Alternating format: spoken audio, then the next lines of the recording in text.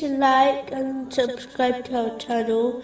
Leave your questions and feedback in the comments section. Enjoy the video.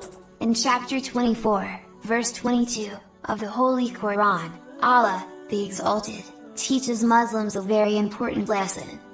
If people make a mistake, it is important for Muslims to forgive them, for the sake of Allah, the Exalted, whether they ask for forgiveness or not. This will cause Allah, the Exalted, to forgive them for their sins. No one is perfect. The same way a person makes mistakes, so do others. The same way a Muslim wants Allah, the Exalted, and people to forgive them, they should learn to forgive others, for the sake of Allah, the Exalted. Muslims should treat people how they want to be treated by others.